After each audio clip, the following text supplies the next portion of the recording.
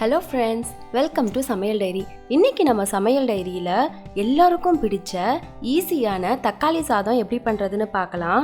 நீங்கள் எங்கேயாவது ட்ரெயினில் பஸ்ஸில் ட்ராவல் பண்ணுறீங்க அப்படின்னா கூட இதை சட்டுன்னு ரெடி பண்ணி பேக் பண்ணிக்கலாம். வாங்க எப்படி பண்ணுறதுன்னு பார்க்கலாம். ஒரு பேனில் 4 டீஸ்பூன் எண்ணெய் சேர்த்திக்கலாம். எண்ணெய் காஞ்சிருச்சு. இப்போ இது கூட 1 இன்ச் அளவு பட்டை, 1 ஏலக்காய், கூடவே 3 கிராம்பு, 1 பிரிஞ்சி இலை, இது கூட 5 பல்லு பூண்டு சேர்த்திக்கலாம். பூண்டு தக்காளி சாதத்துக்கு நல்ல ஒரு வாசனையை தரும். சின்ன வெங்காயம் ஒரு 15லேருந்து 20 நான் 2ஆக நறுக்கி வச்சிருக்கேன், அதையும் சேர்த்திக்கலாம். காரத்துக்கு பச்சை மிளகாய் 5, இஞ்சி பூண்டு பேஸ்ட் 1 டீஸ்பூன். இப்போ இதை நல்லா ஒரு தடவை மிக்ஸ் பண்ணி விட்டுடலாம்.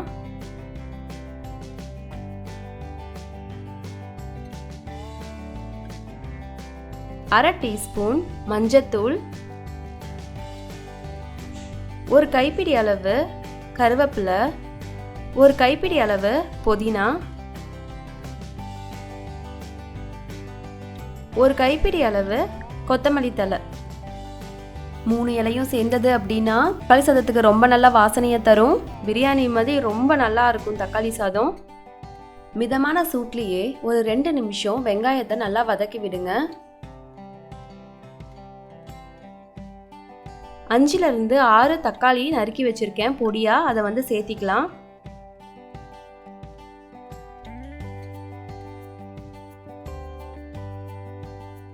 தக்காளியும் வெங்காயமும் நல்லா வதங்கணும். அந்த தக்காளியில் இருக்க அந்த ஜூஸ் நல்லா சுண்டணும். அது வரைக்கும் நம்ம நல்லா வதக்கணும். இப்போ தேவையான அளவு உப்பு சேர்த்திக்கலாம். இந்த சாதத்துக்கு பிரிஞ்சி இலை போடணும்னு தேவையில்லை. உங்ககிட்ட இல்லை அப்படின்னா நீங்கள் தவிர்த்துடலாம்.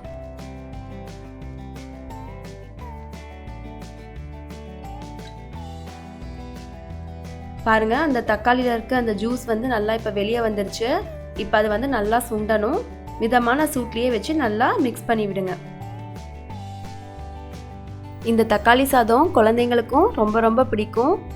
இது டிஃபன் பாக்ஸுக்கு ஸ்கூலுக்கு கொடுத்தமிச்சிங்க அப்படின்னா எல்லாத்தையும் காலி பண்ணி கொண்டு வந்துடுவாங்க.